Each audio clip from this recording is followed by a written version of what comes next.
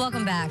After the tornado rolled through Standale, causing a path of devastation, it took aim at the Comstock Park area. In fact, if we look at where the path sliced through Comstock Park, it narrowly missed where LMCU Ballpark now stands today by just about a mile.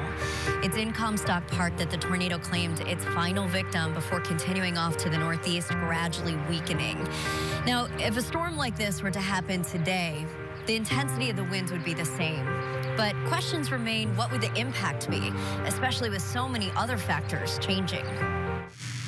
On May 13, 2013, an EF5 tornado swept through Moore, Oklahoma, leaving behind a 14-mile path of destruction. 24 people lost their lives with over 200 injured. The storm caused approximately $2 billion in damage. This was one of the more recent and well-known EF5 tornadoes to touch down in the United States, the most recent being just last year in 2025 in Enderlin, North Dakota. That EF5 tornado ended a 12-year drought from the Moore, Oklahoma tornado in 2013. 3 other EF5 tornadoes touching down in 2011. EF5 or F5 tornadoes, not common by any means. There's only been 60 reported in 19 states, averaging less than 1 per year. Now, we did make that transition from the Fujita scale to the enhanced Fujita scale in 2007, and the wind thresholds have changed a bit.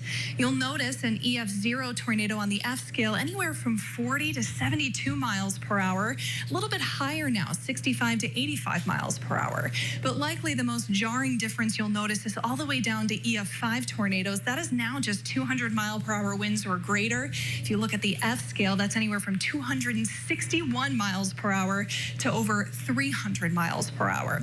So why did this system change? The Fujita scale was actually established in 1971, and in 2007, the enhanced Fujita scale took over.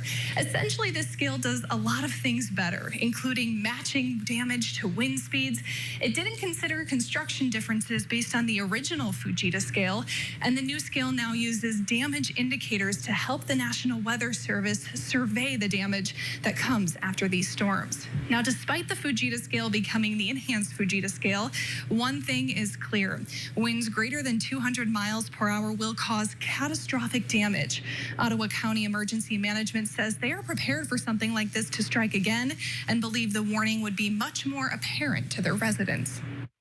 The first thing to know is that there's no way to stop a tornado. So regardless of 1956 or now, we're going to be severely impacted. Now we've got a really good relationship with the National Weather Service. I'm sure their radar and a lot of their science has come a long way since 1956. So we get some pretty early warning from them. Now, one thing we didn't have back in 1956, Skywarn, or certified weather spotters. With hundreds of trained volunteers providing real-time reports, their observations help meteorologists and the public know if a tornado has officially touched down.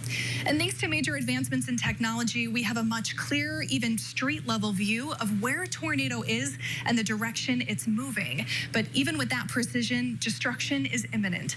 Meteorologist Scott Larson takes a closer look at how building codes and improve infrastructure has changed over the last 70 years.